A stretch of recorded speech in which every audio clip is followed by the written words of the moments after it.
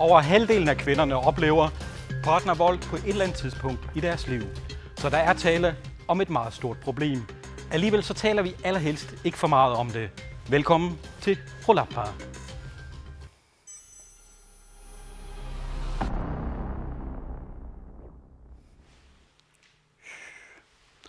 Sådan siger manden, der slår. Og sådan siger også kvinden, fordi skammen tit er alt for stor. Men det er netop tavsheden, der giver partnervolden lov til at fortsætte. Men i aften der vil vi prøve at bryde tavsheden, og til at hjælpe mig med det har jeg fået besøg af 3 kvinder. Randi Vestergaard Evaldsen, Agathe Tinkock Olsen og Mette Holm. Velkommen til jer. Og Randi, lad os starte hos dig. Hvorfor har du valgt som relativt kendt person her i det her samfund at stå frem her i dag? Jamen, jeg ønsker at bryde det her tabu. Jeg er godt klar over, at der er mange kvinder, som holder det her hemmeligt, som du også sagde i indledningen. Og der er ikke nogen skam over at have været udsat for noget eller udsat for noget. Jeg mener, at alle har ret til at beholde sin krop, som den er, og har ret til at stå frem. Og dertil så vil jeg faktisk også gerne vise, at der er en lys side på den anden side af det her mørke liv, man har levet i. For lige at få på plads, hvor lang tid var du selv i et voldeligt forhold? Jeg var i sådan et forhold omkring 5 år. Agathe Tinkock Olsen, hvornår blev du slået af din partner for første gang? Der var jeg 18 år. Og hvornår kom du ud af det forhold? For 2,5 år siden. Så det er hele dit voksne liv, du faktisk har oplevet det her? Ja, det kan man godt sige. Mette Holm, hos dig er det jo et stykke tid siden. Hvornår var du i et voldeligt forhold med din kæreste? I 80'erne. Det var helt tilbage i 80'erne. Ja. Hvad så i dag? Hvor meget kan du mærke af det her stadigvæk i dag? Hvad hedder det? Altså, hvad hedder det? Jeg kan føle mig... jeg er sådan tilbage... hvad hedder det? Tilbagevendende tanker indimellem. Sådan meget negative. Det kan jeg godt have sådan indimellem. Så det er altså noget, der kan være ved i årtier, kan vi forstå. Ja. Randi, det startede jo ikke med, at han slog dig. Det startede med, at I elskede hinanden. Men hvad var det, der kom sådan først, inden volden startede, hvor det sådan, så småt begyndte? Jamen, det var jo mange af de der små bemærkninger, psykiske voldsepisoder, hvis man kan kalde det på den måde. Så gik jeg i det forkerte tøj, så kiggede jeg på de forkerte, så kiggede jeg for meget, så var der nogle forskellige ting, jeg gjorde forkert og fik negative kommentarer på, og så begyndte det ellers langsomt at udvikle sig fra at hive en dyne af og så til slag. Hvad var det, han kunne finde på at sige til dig sådan helt konkret der i den første fase? Jamen, det var jo, at der ikke var andre, der ville have mig, at jeg ikke så godt ud, at jeg gik i det forkerte tøj, så havde jeg for meget sminke på. Altså nogle negative bemærkninger. Inden vi går videre til dig, Agathe Tinkock Olsen, er der noget i det her, vi lige har hørt, som du kan genkende? Det er meget lidt genkendeligt. Det var faktisk sådan, det hele begyndte. Før det blev fysisk vold, så var der meget psykisk terror. Psykisk terror, det kan være alt fra som... hvor ser du ekstraordinære mål derude der? Hvem har du mødtes med? Og til hvem er din nye veninde? Hun ser lidt billig ud, og hvorfor skal du være venner med hende? Skal du til at være billig som hende? Det kan være rigtig, rigtig mange ting, og det kan også godt være, at der bliver sagt, jamen, du ved godt, du ikke er noget værd, fordi du er en kvinde. Altså sådan nogle psykiske, meget, meget specifikke, nedbrydende ord. Det ligner jo meget hinanden. Randi, hvordan gik det så videre? Hvordan var den første voldsepisode? Hvordan opstod den? Kan du huske det? Det kan jeg ikke rigtig huske, men der har været rigtig mange. Men det begyndte selvfølgelig måske med et slag i hovedet, eller meget, meget mildt, hvis man kan sige det på den måde. Men det begyndte jo at udvikle sig til noget større, til noget mere brutalt også. Jeg har haft brud på ribben, har fået smæk med nogle bøjler, er blevet kastet rundt, og det har udviklet sig langsomt fra et slag til noget mere brutalt. Hvordan havde du det, efter der havde været sådan en voldsepisode? Jeg var selvfølgelig bange og var frygtet, havde angst, havde svært ved at genkende mig selv fra den, jeg var før. Man står meget på et vippebræt. Jeg vidste godt inderst inden, at det ikke var rigtigt, men alligevel så havde jeg det på den anden måde. Måske har jeg gjort noget forkert. Måske er det også mig, der er noget galt med, fordi det var det, man fik at vide hele tiden. Og så stod man også meget og tvivlede på, om det også var normalt. Fordi det føltes jo meget normalt, at det var en del af et forhold, at man skulle behandles på den måde. Hvad med smerten? Altså, brudte ribben og sådan noget, det er jo noget, der gør ondt. Hvordan havde du det med det? Jamen, til at starte med, der gjorde det jo virkelig, virkelig ondt. Meget ondt. Men efterhånden, som tiden gik, så kunne jeg få en masse slag, uden jeg sådan rigtig kunne mærke det på kroppen. Måske fordi kroppen var vant til det, og jeg måske var forberedt på, at der skulle komme nogle slag. Så til sidst så havde jeg det sådan, en gang til, det skal jeg nok overleve igen-agtigt. Så til sidst så kunne jeg faktisk ikke mærke, at jeg havde ondt, havde sæbeøje eller et eller andet, så tænkte jeg, kan jo ikke mærke det alligevel. Nogle gange kunne du jo også mærke det komme. Jeg kan huske, da vi talte sammen her før udsendelsen, fortalte du, at der havde været en byfest, hvor han var kommet ud i noget klammeri, hvor du sådan ligesom vidste, at der var optræk til noget. Kan du lige beskrive situationen der? Efter sådan en byfest, så kom han op og toppes lidt med nogen. Og så kunne jeg godt mærke, at hvis jeg går med hjem nu, så er det mig, det går ud over. Og det var faktisk første gang efter, jeg tror det var efter 5 år i forholdet, jeg sagde det til en meget tæt veninde, at der foregik noget i hjemmet, som ikke burde foregå. Så. Men du endte så med at komme ud af det vender vi lidt tilbage til senere. Agi Tinguaq, hos dig var det jo et noget længere forløb, men det startede jo på mange måder på samme måde. Men så begyndte volden at eskalere. Prøv at beskrive, hvad var det, der fik det til at eskalere? Det er svært at sige, hvad der fik ham til at lige pludselig at blive voldelig, men det kan være meget forskellige ting. Men det korte og det lange er, at det skete pludseligt. Jeg var fuldstændig uforberedt, og det var meget, meget voldsomt, og det var meget voldeligt. Og det gjorde også, at jeg meget hurtigt mistede mit selvværd og min selvtillid, og det var meget svært at bede om hjælp. Også, som der er sagt tidligere, at tale om det åbent til venner og bekendte. Sådan helt konkret der i den første fase, hvilken form havde volden? I starten var det faktisk at smadre ting i huset. Det var ikke sådan fysisk vold mod mig, men decideret truende opførsel og adfærd. Og så var der meget psykisk terror med nedbryde mit selvværd og min selvtillid, og der var næsten grænser for, hvad han ville gå rundt og sige for at have kontrol med mig. Jeg tror, det var det, der var meget, meget vigtigt, som var en synergi, som på en eller anden måde var meget destruktiv for mit vedkommende i hvert fald. Så de første fysiske voldsperioder, hvilken karakter havde de? De første fysiske vold, det var det skete faktisk, det eskalerede faktisk ret hurtigt.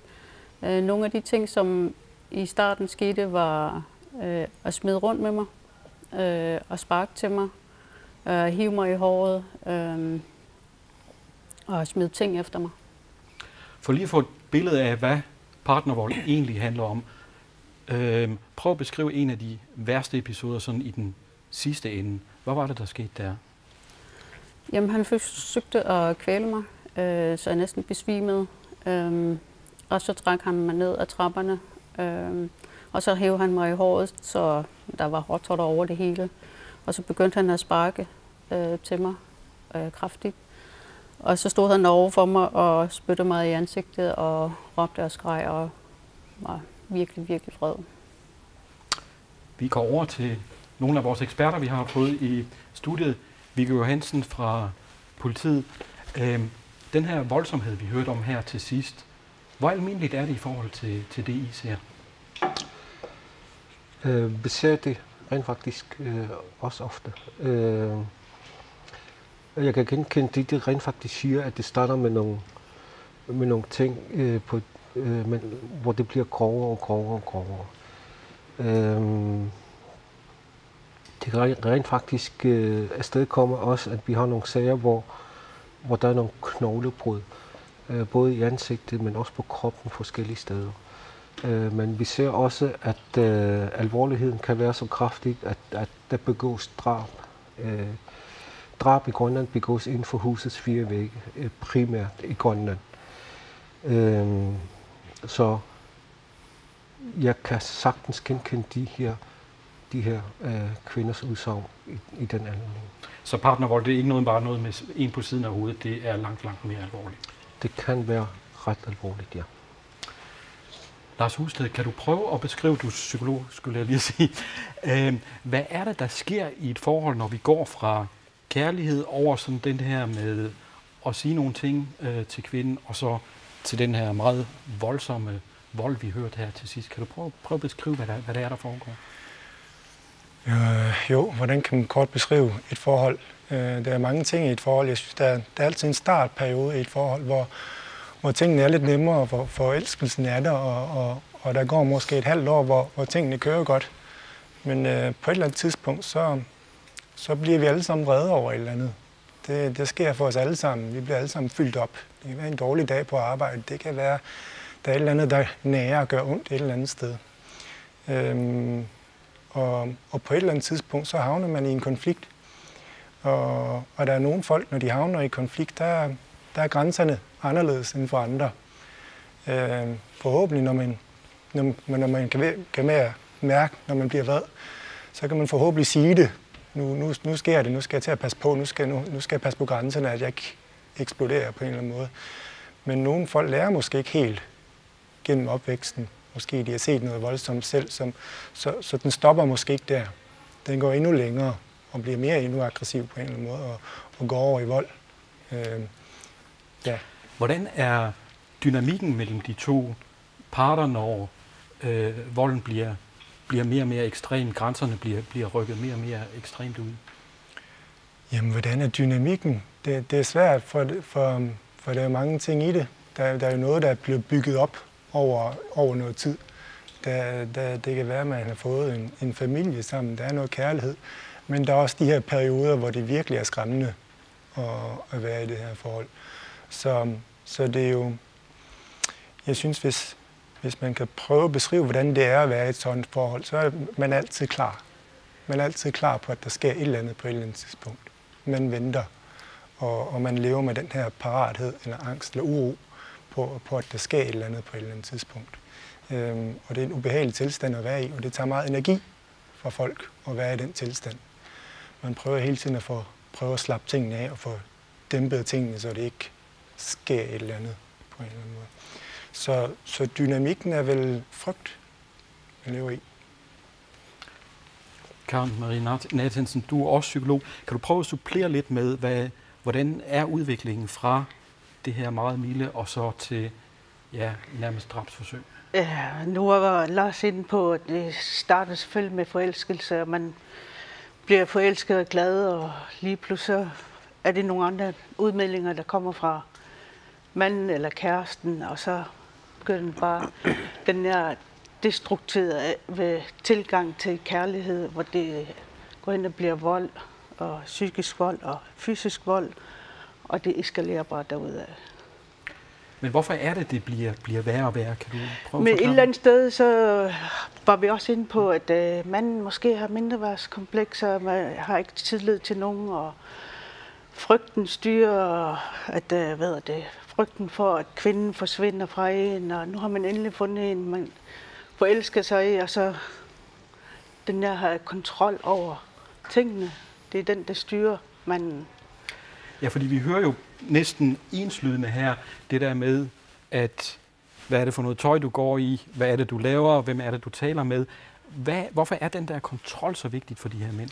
Det er den usikkerhedsmoment hos, få tankerne styrer ind, og måske er hun meget utro, måske gør hun det, og måske snakker hun om vores forhold.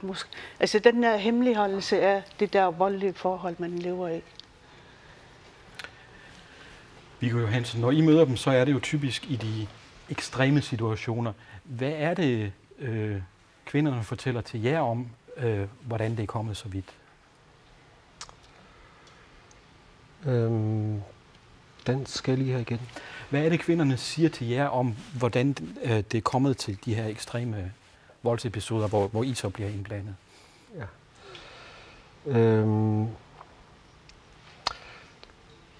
Når vi tænker på, at hvordan de bliver påvirket sådan rent psykisk, det der rent faktisk siger til blandt andet os, det er, at de har en eller anden form for grænse, hvor de siger hertil og ikke længere. Så på et tidspunkt langsomt, men så opbygger man den her, som nogen siger, rygsæk op, fylder man den op, og på et tidspunkt så er den fyldt op. Men det er også vigtigt for den, at det er meget, meget svært at komme ind i. Det begynder at leve i en slags form for, som nogen siger, en lille osteklokke, hvor det er svært at få en indflydelse overfor den. Man kan ikke rigtig påvirke dem til noget. Det eneste, som får en betydning i den anden, det er forholdet mellem manden og jeg. Jeg kommer lidt mere tilbage på det der. Det var meget fint indtil videre her, fordi vi skal lige høre lidt mere fra Mette Holm, fordi vi har hørt de her voldsomme påvirkninger, også de psykiske påvirkninger, og det kan du jo tælle med om, vi var inde på, at det er helt tilbage i 80'erne, du oplevede det. Lige efter du kom ud af det forhold, hvordan havde du det der? Kan du huske det? Ja, jeg følte mig, det var en befrielse for mig at komme væk fra ham. Men udover befrielsen har du fortalt mig, at der også var rigtig mange ting, du kæmpede med. Kan du beskrive, hvad det var? Ja, jeg var ret meget isoleret og havde meget angst. Og nu kan jeg ikke lige. Altså, jeg havde også det der afmagthed. Dengang, da jeg sådan lige gik fra ham. Fordi jeg gik sammen med min søn, og jeg efterlod alt. Ikke også? Det føles meget afmagthed. Hvad med forholdet til andre mennesker, især mænd? Hvordan havde du det med det i tiden efter du gik fra? Jeg stolede ikke på og jeg stolede heller ikke på mig selv dengang. Har du haft nogle kærester siden da? Nej, det har jeg ikke. Jeg har haft enkelte venner, eller mødt nogen i meget kort tid. Vi var jo inde på før, at du kan mærke det stadigvæk den dag i dag. Kan du beskrive, hvad det er, for eksempel når du går ud i byen, der kan risikere at påvirke dig? I dag? Ja, i dag. Jeg har det der med, at jeg er meget opmærksom på, sådan måske vil ikke plante mig til andre mænd. Altså, jeg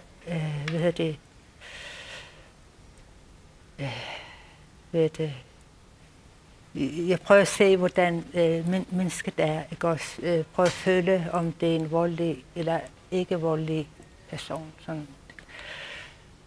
Altså, så du er sådan hele tiden på vagt, kan man sige? Ja. Hvad så, når du kommer hjem fra sådan en bytur? Hvordan har du det så? I dag? Ja, i dag. Jeg har det sådan ret normalt i dag, men før i tiden, der havde jeg det rigtig dårligt. Jeg kunne godt have sådan rød udbrud, hvor jeg sådan måske snakkede meget negativt, sådan meget bare for mig selv. Så fandt jeg først ud af meget senere, da min søn sagde, at dengang du var i rød udbrud, der var jeg rigtig bange. Og det vidste jeg ikke, det havde jeg sådan ikke tænkt over til hver dag dengang. Lars Husted, hvad er det, der gør, at sådan en partnervold kan virke efter i 30 år, som vi hører her? Jamen, hvad det gør?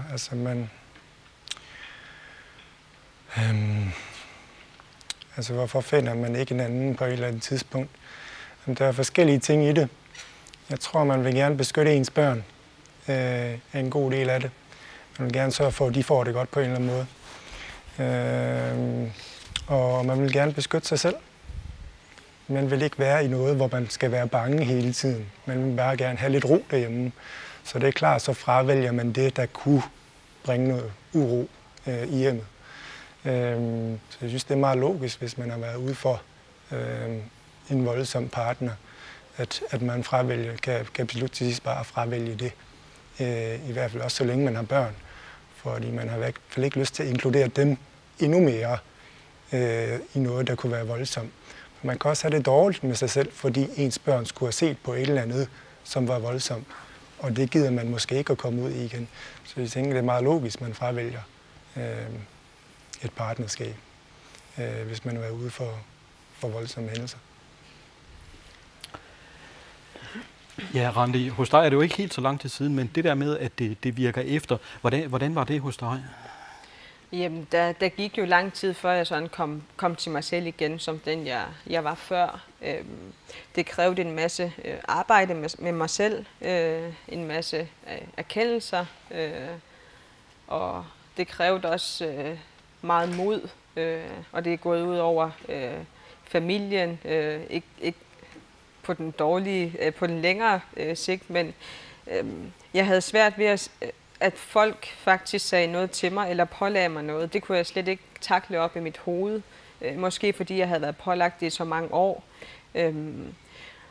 Og angsten for, at der skulle ske noget, var der hele tiden. Og man prøvede hele tiden at være beskyttende over for sig selv. Og så meget af det begyndte jo også at munde sig ud i, at man havde svært ved at forholde sig til hverdagen uden kontrol. Så det var en meget svær periode, kan jeg huske, hvor jeg skulle lære selv at kontrollere mig selv. Og der endte jeg også med at drikke en del, hvor jeg kunne drikke fra fredag til søndag for eksempel. Og så passe mit arbejde mandag til fredag, og så når det blev weekend igen, så kørte jeg igen. Så det var også en svær periode personligt, og så for familien, hvor jeg sådan set havde det sådan lidt, de må jo passe sig selv. Yes. Godt, og dermed slutter vi lige den her runde, fordi med alt det her, vi har hørt, så er der selvfølgelig mange, også sikkert ud bag skærmen, der vil spørge sig selv, jamen hvorfor gik det ikke bare fra ham? Hvorfor bliver de i de voldelige forhold?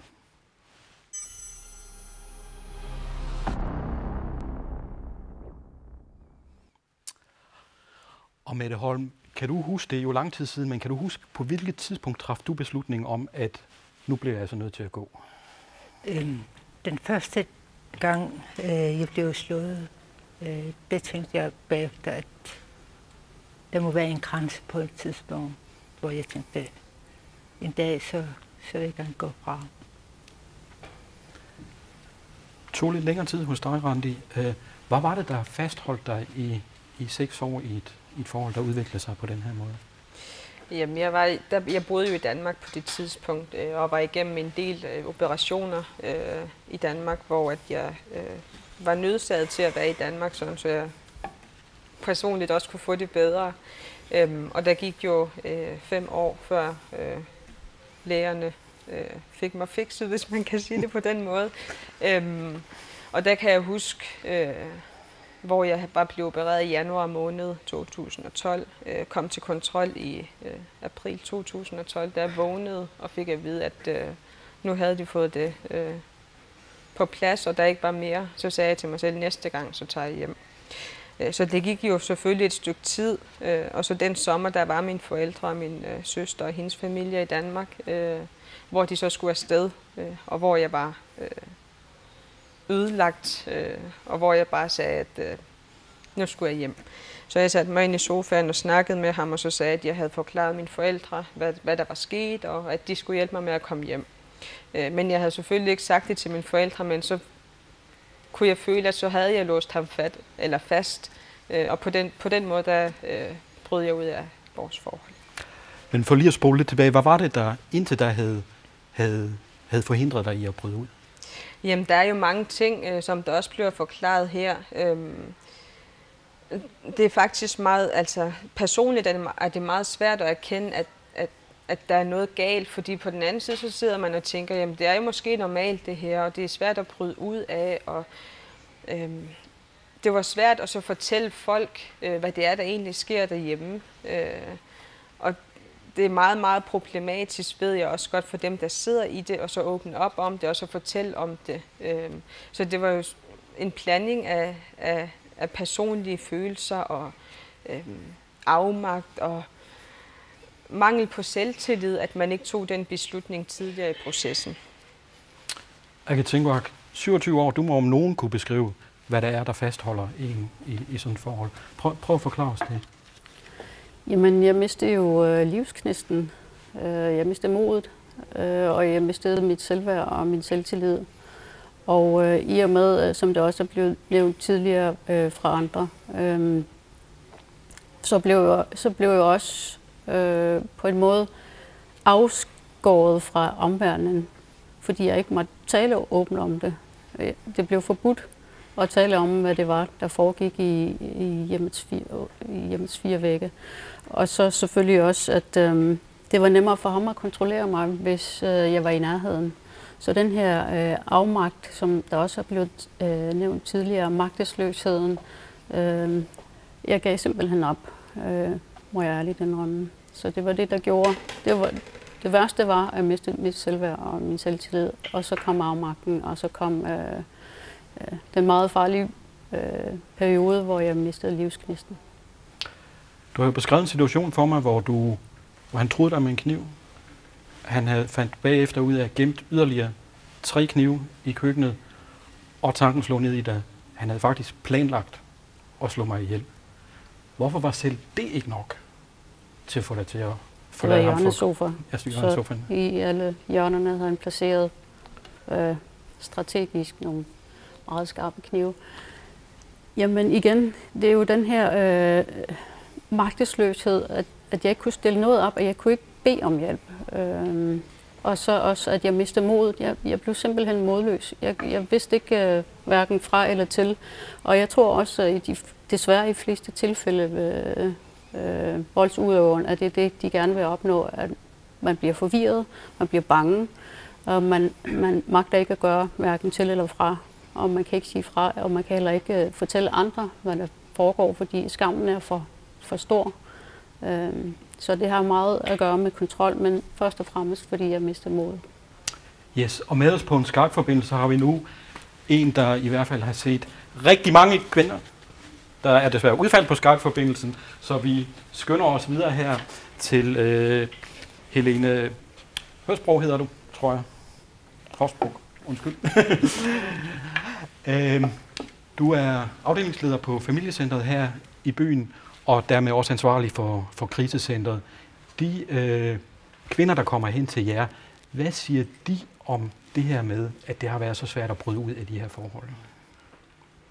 Jamen, det er jo det samme billede, vi ser hos os, som det vi hører fra vores 3 kvinder her på den anden side.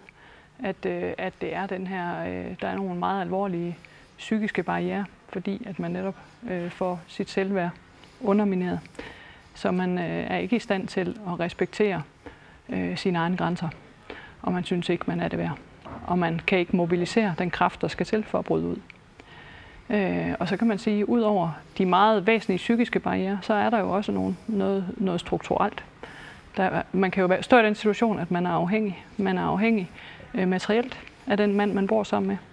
Men man kan ikke forsørge sig selv. Man har måske ikke et alternativ. Vi ved, der er meget massiv boligmangel, som også bidrager til at vedligeholde den her problematik. Og det er meget væsentligt. Og så håber jeg ikke, det er sådan, at der mangler hjælp. Men det kan også være med til at fastholde kvinder.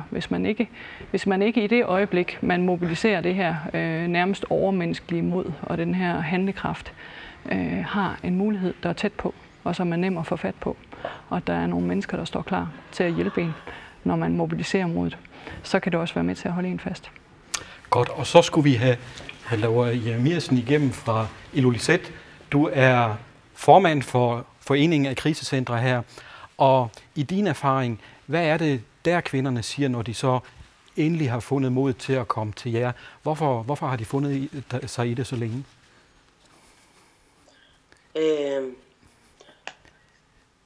Hvordan siger man på dansk? Altså, når kvinderne er kommet til krisecenteret, er det du sagde?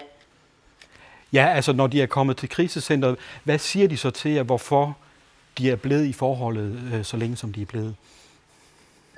Altså, som sagt, hvad hedder hun, hende der fra krisecenteret fra Nuuk, hun sagde, at altså, de mangler at gå hen. Altså, jeg mener, at kvinder, voldsramte kvinder, har ikke nogen sted at gå hen. Og så bliver det længe periode i krisecenteret. Er det forståeligt? Ja, det er fint forståeligt. Okay. Ja, så der mangler simpelthen også alternativer til det her. Og Viggo Johansen, det var jo noget af det, du også var lidt inde på, at de fortæller jer, at de har samlet mod, og de har samlet mod, de har fyldt i rygsækken, og nu vil de gå. Og hvad sker der så? Ja, den erkendelse, den kan være meget, meget kortvarig. Det kan dreje sig om sekunder, men det kan også dreje sig om minutter og timer, og måske en dags tid eller to. For nogen kan det vare længere. Så det rent faktisk siger, hvis de skal tage skridtet med at forlade den her mand, så skal de være sikre på, at de kan få den hjælp, som rent faktisk gør, at de kan klare sig. Så det er meget, meget vigtigt for dem, at have et sted at rette henvendelse til og få den nødvendige hjælp. For ellers så falder man tilbage til den her lille osteklokke, som det rent faktisk lever i, og kan ikke komme ud af den. Så det, du står og siger til mig, det er, at der muligvis sidder nogle kvinder derude lige nu, som egentlig er klar til at bryde af forholdet, men som ikke ved, hvordan de skal gøre det. Lige præcis. Det er meget vigtigt for dem, i hvert fald de her kvinder, som vi har snakket med, det er meget vigtigt for dem, at de ved helt præcis, hvor skal jeg gå hen og få den nødvendige hjælp. Halvor Jeremiassen, jeg tror, du er med os endnu. Er det rigtigt? Jeg tror, du er med os endnu. Er det rigtigt? Ja. Godt. Har du nogle idéer til, hvad kan I gøre for at gøre det lidt lettere for kvinderne at gå fra deres mænd? Lettere for kvinderne at gå fra deres mænd.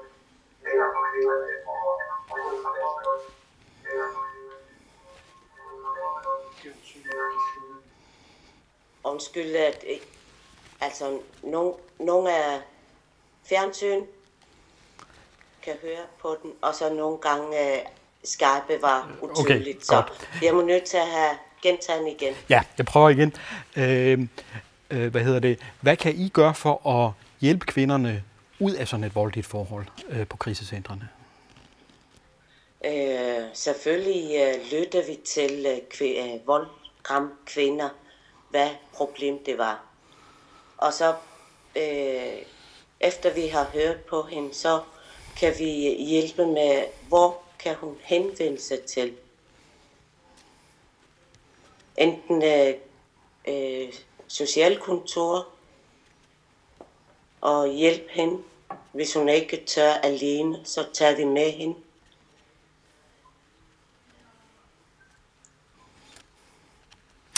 Yes, godt. Tak skal du have. Og Helene, hvor ser du mulighederne for, at man kan hjælpe lidt bedre her? Hvad er det, vi skal have fat i, for at det bliver lidt nemmere for kvinderne at slippe ud af de her forhold? Lidt nemmere. Altså, man kan sige, ligesom min kollega, så mener jeg jo, at det er meget, meget væsentligt at understøtte de her kvinder i deres erkendelse af, at de må bryde ud. Og det handler jo i høj grad at det handler om at understøtte dem i at respektere deres egne grænser og tro på, at de faktisk er det her værd. Tro på, at de har ret til beskyttelse, og de har ret til et liv uden frygt og angst, og hvor de har ret til at have kontrol over deres eget liv. Så det er jo noget, det er væsentligt at gøre i det arbejde, vi gør inde på selve krisecentrene. så tænker jeg, at der er jo masser, man kunne forestille sig, at Grønland kunne gøre for at hjælpe kvinder, der lever i voldelige forhold bedre. Man kan jo starte med at få krisecentre i alle de byer, alle de store byer. Og man kan også altid udvikle på kvaliteten af det tilbud, som man giver. Og man kan også udvikle tilbud til krænkerne. Det forestiller jeg mig også er en god idé. Noget af det, som ligger også meget på sinde, det er også at forebygge, at det bliver givet videre til næste generation.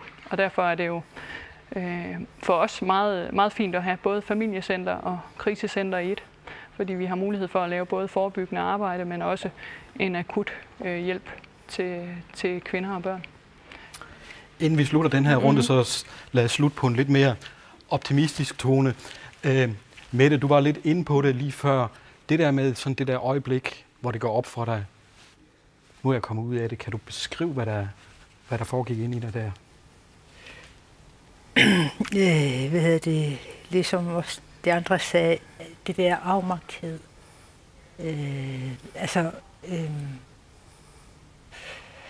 Jeg vidste ikke lige der, hvordan min fremtid ser ud. Jeg gik jo bare ud, uden at have noget med mig. Kun min søn. Og ja, hvordan skal mit liv? Men du sagde også, du var samtidig var du lettet, selvom du ikke rigtig vidste, hvor du skulle hen. Ja, det var sådan en lettelse, sådan befriende at komme væk fra den voldelige person. Agit Olsen, da du gik for 2,5 år siden, kan du beskrive, da det sådan gik op for dig, nu er jeg slået for ham. Hvad skete der inde i dig der? Jeg følte mig fuldstændig tom til at begynde med. Det er jo det samme som at rive et stykke papir fuldstændig i stykker og smide det over alle vindretninger. Men langsomt begyndte jeg også at kunne genkende mig selv ved hjælp af psykologsamtaler. Og lige så stille og roligt begyndte jeg også at få modet tilbage. Var det værd at gå fra ham? I hvert fald. Det vigtigste, jeg vil nå frem til, eller få ud til andre, det er netop, at de ikke skal miste modet. De skal altid have håb, og hvis jeg kan komme ud af det, så kan alle andre også sagtens komme ud af det. De skal bare planlægge det, og de skal have en god samtale med hvem de nu stoler på. Randi, da du gik, kan du beskrive, hvordan det så ud inde i dig der? Jamen, som de også fortæller, så havde man en eller anden form for en tomhed, men alligevel så var jeg meget, meget lettet. Der gik ikke mange timer, før jeg følte, at mit hjerte havde det meget bedre. Jeg blev hentet af min moster og kørt ned til familien og så ned til Momse. Og havde en uges tid hos dem til at starte med. Utroligt nok så havde jeg ikke den der følelse af savn, som jeg havde frygtet, jeg måske ville have. Jeg havde det faktisk rigtig godt og kunne mærke efter ganske få timer, at det her det er det rigtige at gøre. Du havde så også fået lavet et statement på din arm for ligesom at understrege det her, inden vi siger farvel til jer. Kan vi lige få lov til at se, hvad der står på din underarm?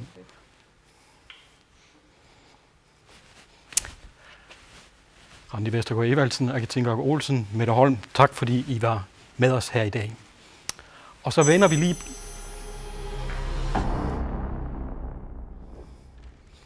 Og så vender vi blikket 180 grader, nemlig mod de mænd, der slår. Og hvorfor de gør det, fordi i virkeligheden er det jo en, de elsker, de har fat i, men alligevel så vælger de altså at slå ham. Og i den forbindelse har vi talt med Jakob Schultz, som er en af dem, der tidligere har slået adskillige af sine kærester. Og her er, hvad han siger om, hvorfor han gjorde det. Det så mig. Jeg var ikke dumme. Jeg var ikke dumme. Amma. Besøgtrængigt dem, der du der i det som en nok så sagt du. Så er det med at bare sagt det kan anden. Besøgtrængigt. Asiingittor person besøgtrængigt på. налугниккалуарлуги илаатигут таама аллатут периарфиссақаалуарлуга сиун тасса уанамминерлуга исумаппалакка аллуттут синьярсеерлага аангаккит аннерсаане атулертаракку массаккумут иарлаусаарпунга имминут сулиаралунга.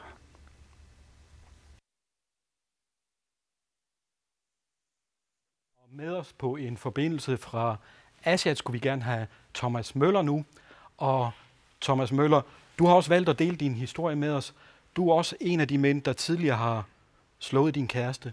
Kan du prøve at beskrive for os, hvad var det, der gjorde, at du pludselig begyndte at slå? Først og fremmest vidste jeg ikke, hvordan jeg skulle håndtere min vrede. Eller vidste heller ikke, hvordan jeg skulle snakke om min vrede. Magtesløshed og selvmedlidenhed. Ja. Hvad var det, der gjorde, at det var så svært at tale om dine følelser? Og dengang kunne jeg ikke lytte til mig selv. Og ingen havde lært mig før, hvordan man skulle tale om tingene. Du har beskrevet noget for mig med, at der var en stille overflade, og så var der noget nedenunder. Kan du prøve at forklare det? Ja. På overfladen ser det sådan stille ud, stille og roligt. Men lige under overfladen, der ligger jeg samlet en enorm vrede, som er klar til at eksplodere. Og noget af den vrede, den kommer jo så fra din barndom, har du fortalt mig. Kan du prøve at fortælle, hvad det var, der var galt der? I min opvækst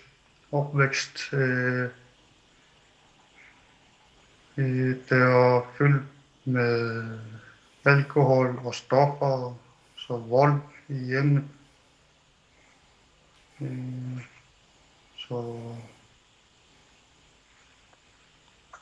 Så det var en enorm vrede, du havde med derfra, som du ligesom tog med i dit voksenliv? Ja, og jeg havde meget angst siden fra barndommen og så ungdommen. Men det glade budskab er jo så, at du er kommet videre. Hvad er det? Hvordan håndterer du dine følelser og din vrede i dag?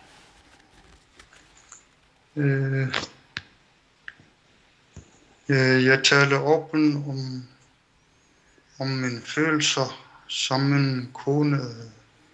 Hvad er det, der får os til at konfrontere hinanden? Tale åbent om det. Ja, du har fundet sammen med din kone igen. Hvordan er det seneste år gået i jeres samliv? Vi har været separeret i lidt over 3 måneder nu, hvor vi har været sådan rigtig op og skændes, hvor der skete næsten ligesom gamle dage,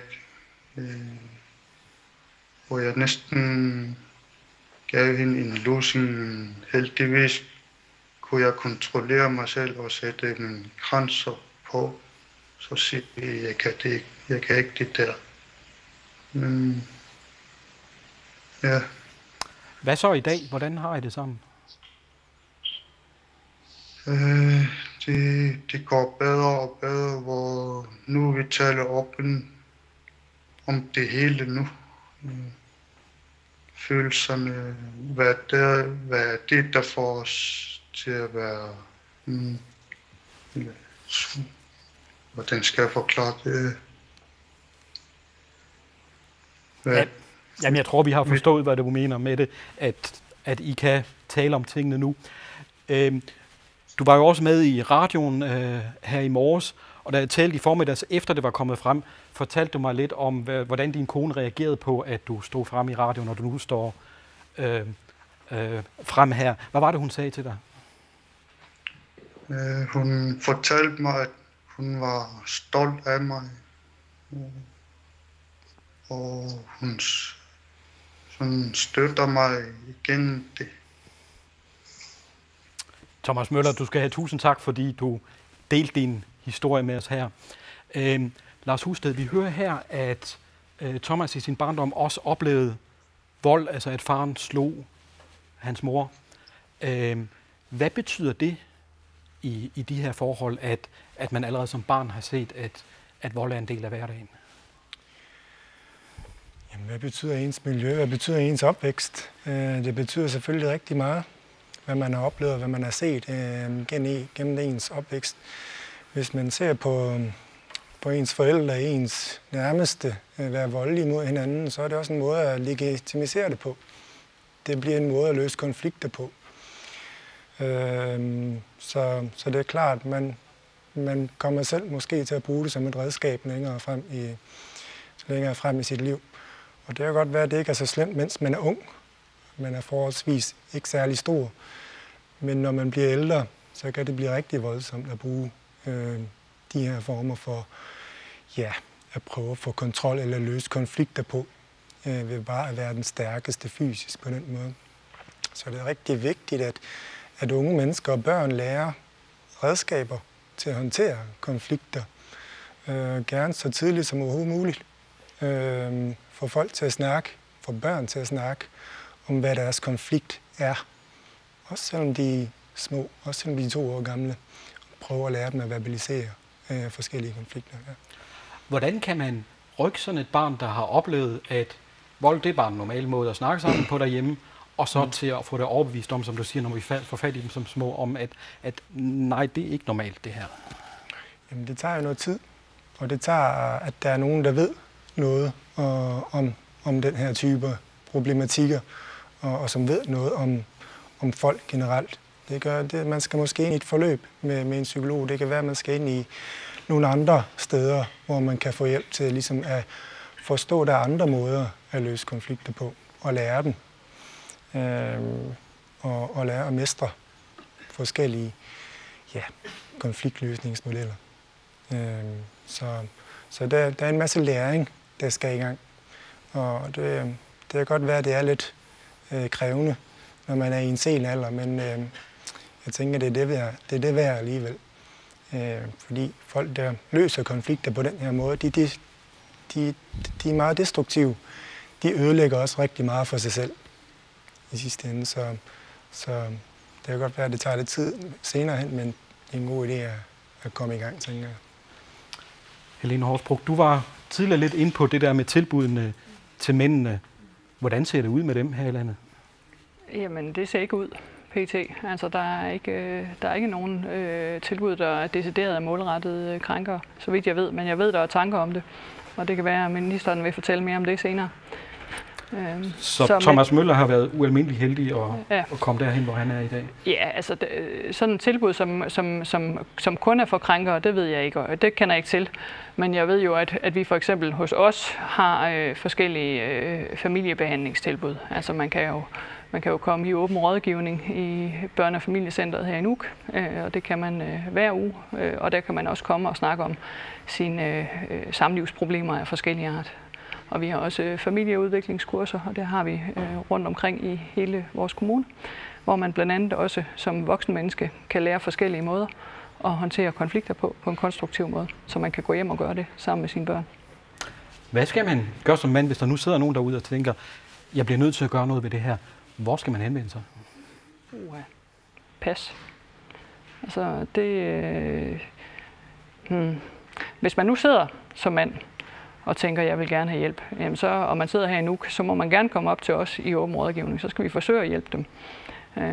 Det må man gerne. Man må gerne komme op og snakke i åben rådgivning hver mandag mellem 14 og 16 på CB Holboldsvej nummer 8, og så kan man godt få åben rådgivning 3 gange.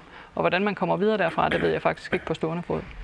Vi kan så lige nævne, der også samme sted er en mandegruppe, der er der hver tirsdag aften 19-21, hvor man bare kan have mulighed for at møde op og snakke med nogen, der også har haft problemer af forskellige art. Ja. Så hvis man er i Nuuk, så er man en lille smule heldig der. Ja.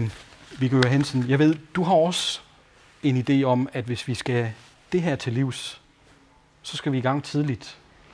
Ja, det vi rent faktisk ser hos politiet, det er, at når vi ser nogle børn i forbindelse med husbetragtning eller nogle voldeligheder i hjemmene, så ser vi de her børn, altså de børn, som vi så for mange år siden, det er de her børn, som i dag laver den samme voldelighed i hjemmet, og de har fået nogle børn.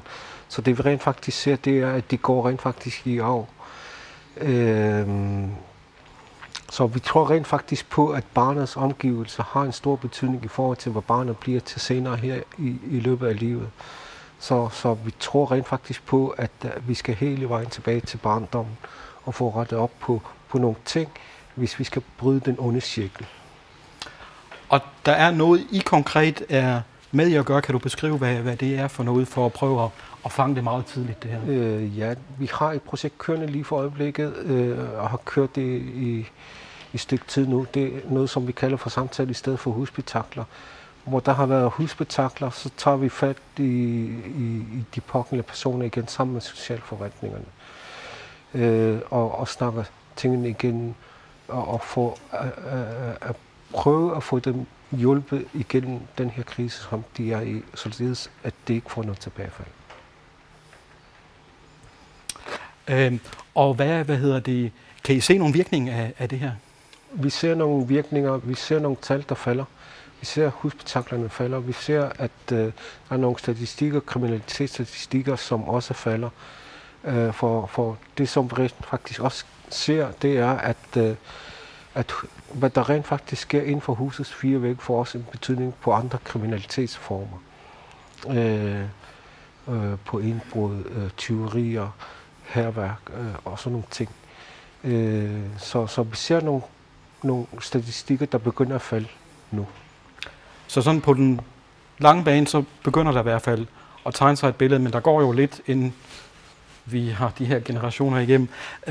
Karen Marie Nathansen, i forhold til en mand, der i lang tid har været i sådan et voldeligt forhold, hvordan er mulighederne for at få ham ud af det her? Vi har jo også hørt, at det der med overhovedet at erkende, at man selv er skyld i volden, er meget, meget svært for de her mænd. Hvordan er mulighederne for at få ham overbevist om, at man skal handle på en anden måde?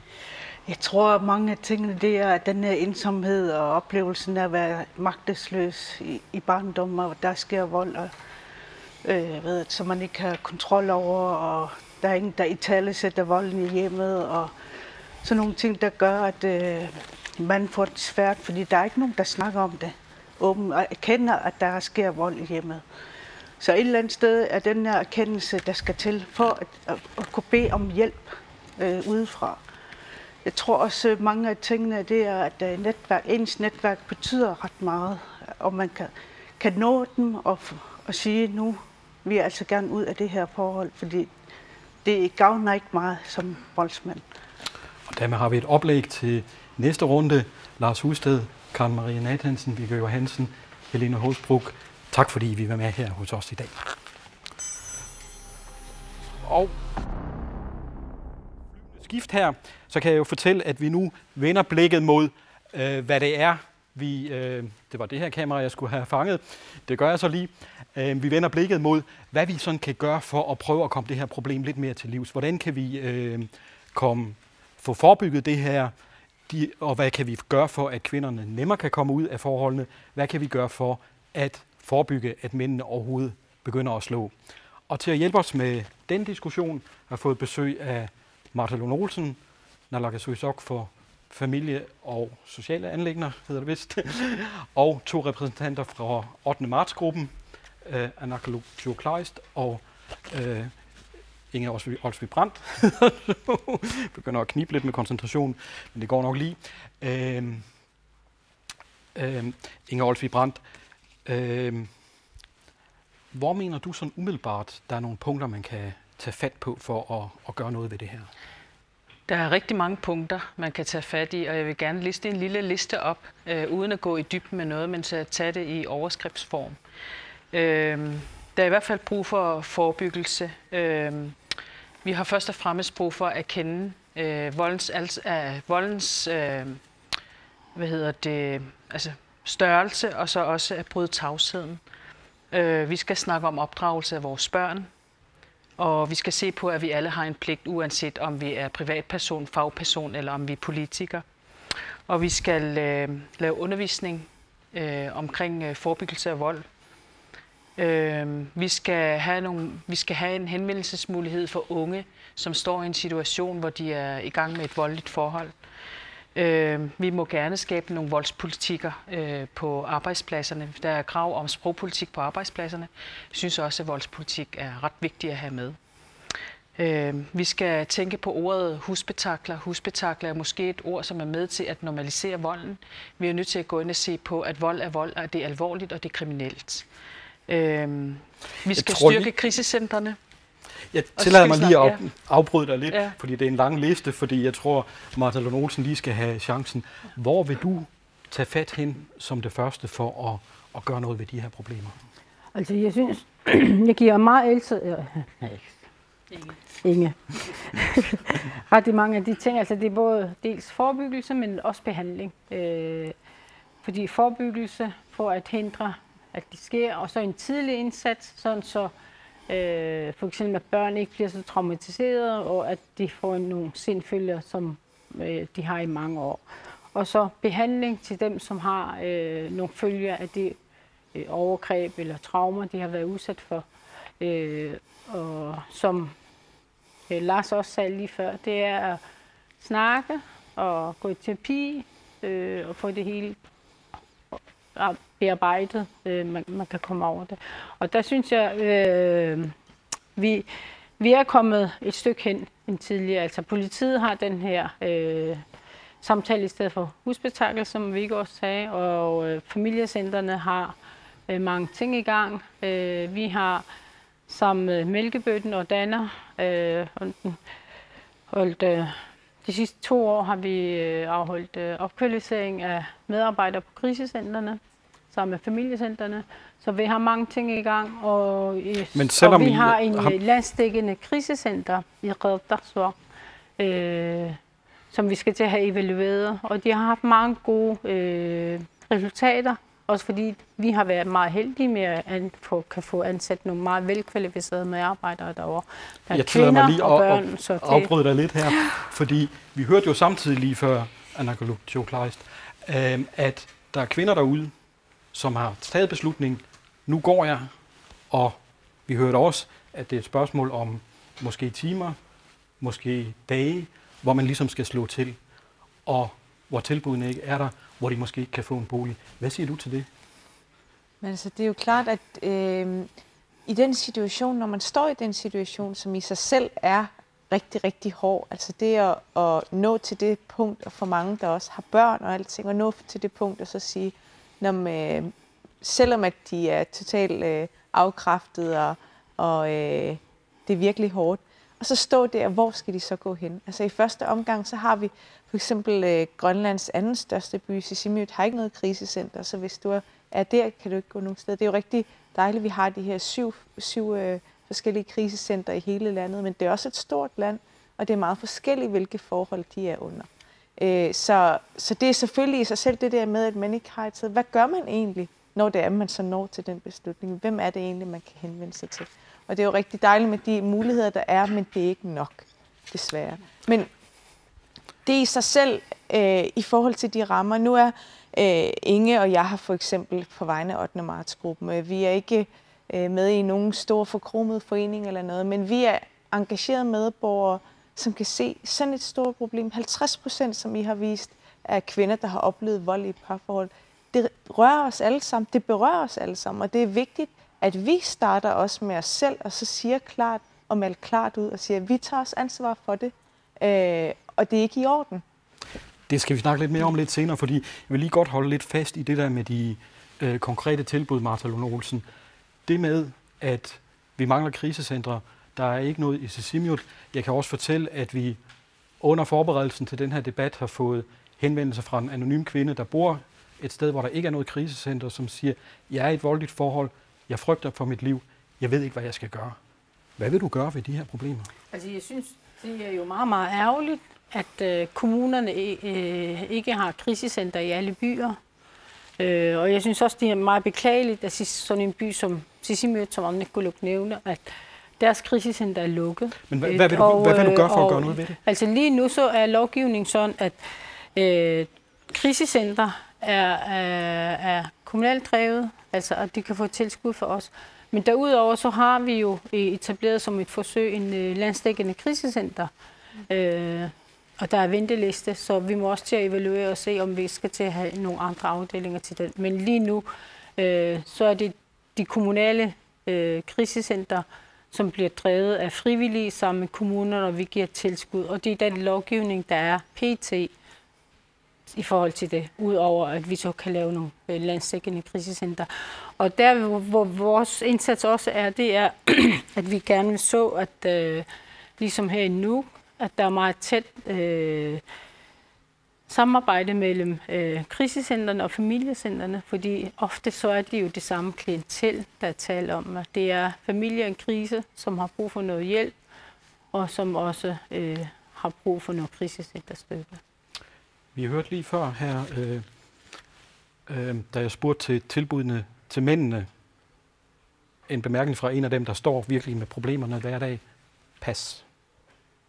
Hvad vil du gøre ved, at altså, der ikke rigtig er nogen tilbud til mændene? Vi har siden sidste år forsøgt at få lavet sådan et pilotprojekt, hvor vi gerne vil ansætte en koordinator, som skal tage imod og hjælpe mænd i forhold til noget behandling eller rådgivning, som de måtte have brug for. Og derudover så synes jeg også, at altså, der er jo flere ting i gang. Kriminalforsorgen har jo også MUMIK som et af deres projekter.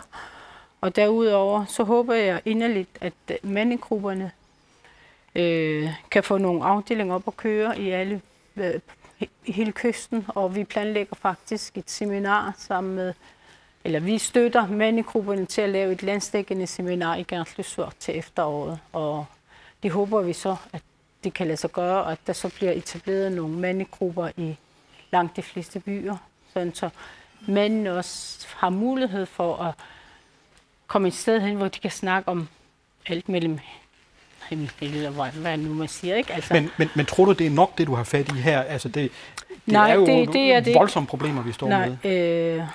Og mange af dem er bundet jo også i nogle traumatiske oplevelser i barndommen. For eksempel overgreb, som de har været udsat for. Og der er også en hel del mænd, som kommer til terapigrupperne på de der psykologiske rejsehold.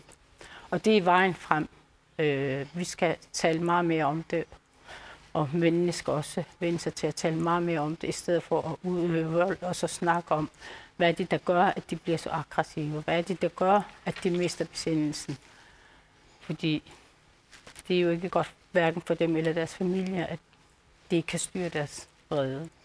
Så langt hvad systemet kan gøre. Omnikuluk, du var netop lige lidt inde på det. Der er også noget, vi andre skal gøre. Et eller andet sted kender vi jo nok alle sammen, enten en kvinde, der bliver slået, eller ved, at ham der er vist et eller andet uldent med ham. Hvad skal vi gøre? Altså i første omgang, så er det jo, det er et stort tabu, som vi er rigtig glade for, det er vi jo alle sammen, at sådan et program som i dag lader sig gøre, og at man nationalt kan snakke om det her sammen og åbne op for det. Fordi at det er som om, vi har sådan et stort, vi alle sammen på en eller anden måde har en nabo, eller en eller anden, vi ved godt, der foregår noget, vi har set noget, vi har oplevet noget, og det påvirker os. Men det at snakke om det, det er bare rigtig, rigtig svært. Nogle gange, når nu har Ottende Marts-gruppen arbejdet med vold, Ottende Marts-gruppen arbejder med ligestilling. Og det her ser vi som, vold handler om magt. Det handler om at have magt over et andet menneske. Og jo mere ligestilling der er, jo mere ligestilling der bliver skabt, jo mindre vold bliver det også det. Så det er et ligestillingsproblem. Det handler også om, hvordan vi har lige værd som personer, som mennesker, drenge og piger, kvinder og mænd, og arbejde for det. Men også, at vi tør stå frem og så sige helt klart og entydigt, at vold er ikke i orden. vold er ulovligt. Om det så er din kæreste, eller om det er en mand, fremmed mand, der kommer ind, eller hvem det er, så er det ulovligt. Det må man ikke, det skal man ikke, og det skal vi tage afstand fra alle sammen. Inger Olsvig Brandt, hvis man nu kender en, hvor man tænker en kvinde, tænker jeg på, der er et eller andet, hvordan skal man så gå hen til hende og prøve at få hende overbevist om, jeg vil gerne hjælpe dig, uden at fordømme dig, uden at skræmme hende væk? Det, der er med voldsramte kvinder, det er specielt, når de har været der i længere tid, det er, at de har været igennem en lang rutsjebane af forskellige følelsesmæssige forhold. Der er blevet, manden har taget kontrol over dem, de er blevet isoleret, de tror ikke længere på sig selv, de har Stockholm-syndrom osv. osv. osv. Hvilket kan gøre, at kvinden til dels kan have svært ved at erkende det forhold, hun er i. Og mange kvinder har også en... Netop fordi de er så, de er blevet frataget deres selvstændighed og deres principper og deres selvværd, også har en eller anden årsag også har et behov for at beskytte deres mænd.